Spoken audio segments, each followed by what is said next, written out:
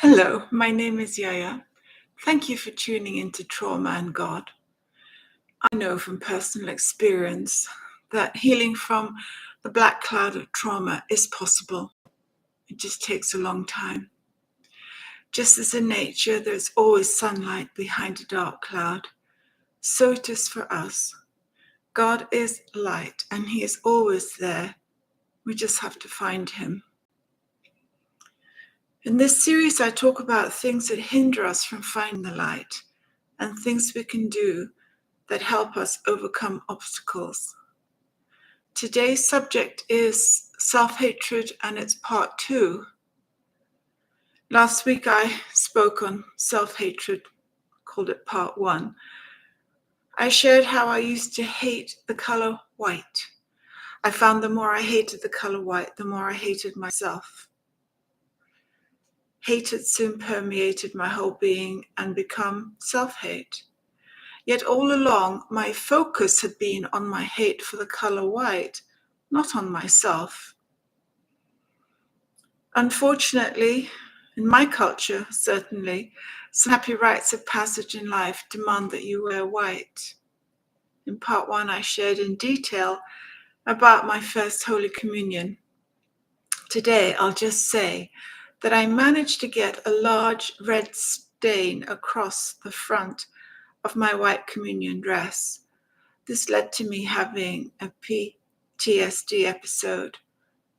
You know, you just shake uncontrollably, cried, screamed, didn't want to be touched. I was inconsolable. I ran to my room feeling very embarrassed and wanting to hide from everyone. I was at boarding school when this happened. I kept telling myself how stupid I was. I wondered why I made such a noise and reacted like that. I couldn't think of a reason to warrant my reaction. So I came to the conclusion that I was just a bad person. Well, probably worse than that. I was evil. Perhaps that's why my mother blamed me for everything. You know, children just try and figure things out, don't they? Well, it was just as well my father wasn't present. He would have punished me severely for my emotional outbursts. He always said I was too loud. Well, anyway, my wedding dress, as you can imagine, posed a huge problem for me. I wore pure white on my wedding day and felt ugly and disgusting. People said I was a beautiful bride, but I didn't believe them one bit. My husband said I looked beautiful, but then he had to say that, didn't he? What was wrong with me? After my wedding, I was highly motivated to start the process of changing my destructive thinking. I wanted to do that before I damaged our relationship. Well, years after my wedding, when I was closer to my 50s, my childhood fog of amnesia started to clear.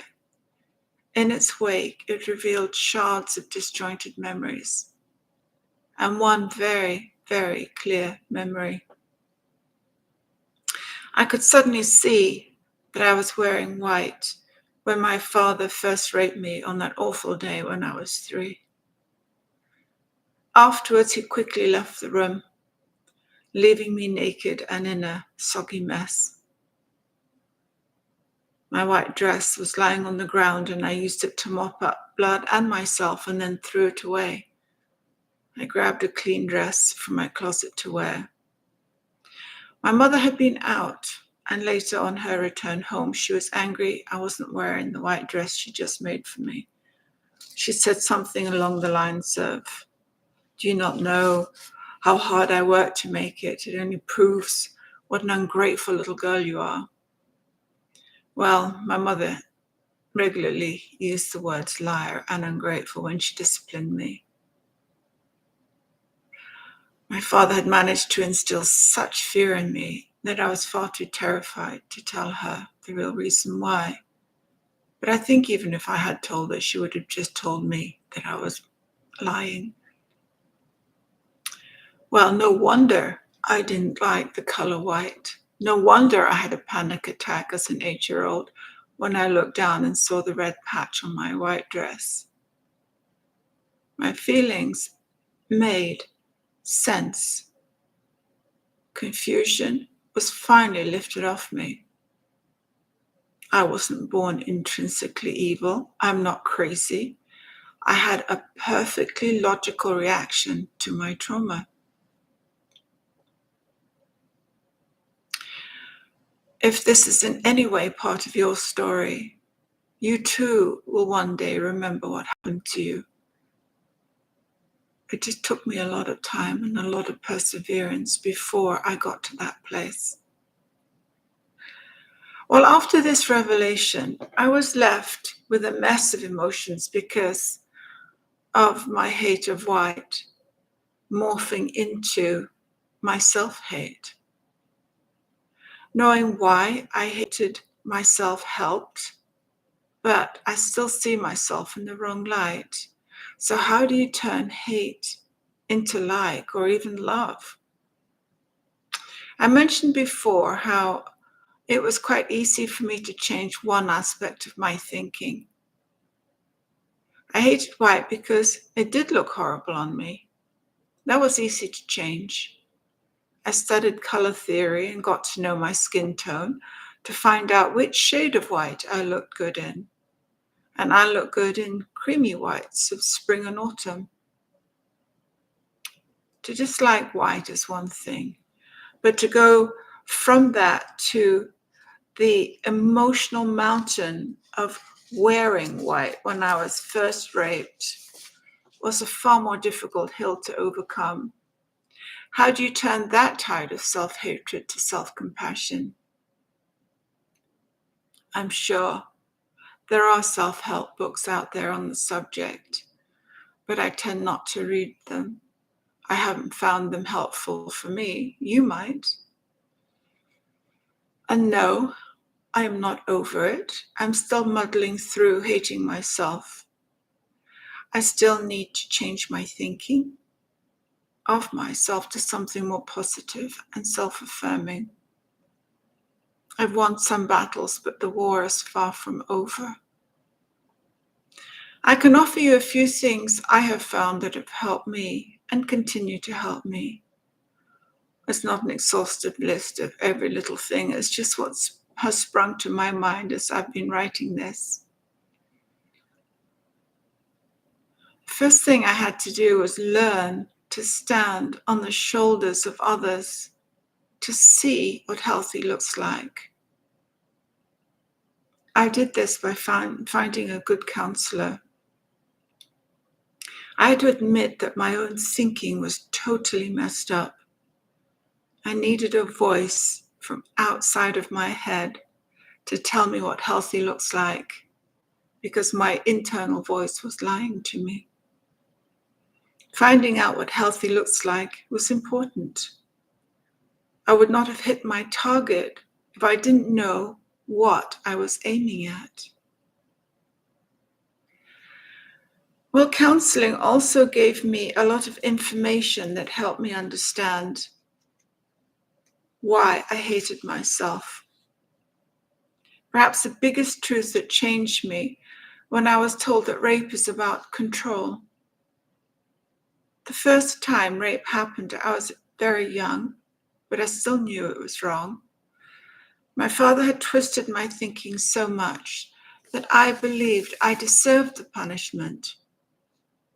Rape is always about control, and rape is always abhorrent. I learned being raped was not my fault. I didn't deserve it. I did nothing to encourage him, and I was too young and too small to protect myself and fight off such a big man.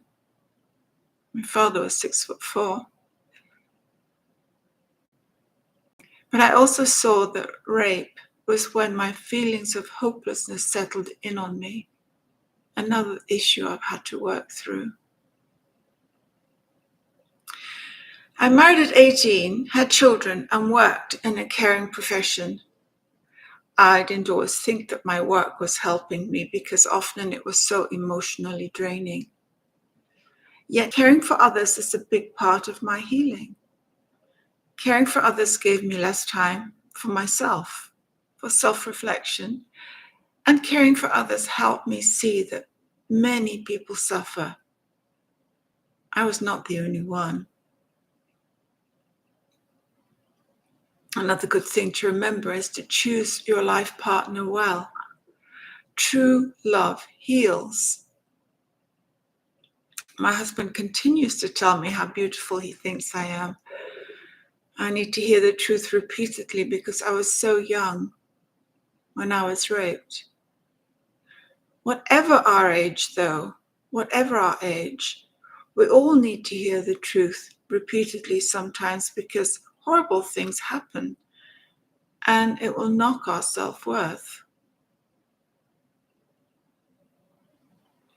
I had to learn that suicide was not the answer.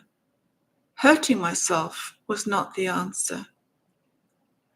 To try and combat these thoughts, I read books that helped me to improve my mental health. I just needed information. Well, even with constant affirmation, for the longest time I felt like I just screamed into the wind, meaning no one was really listening to me because no one could hear me.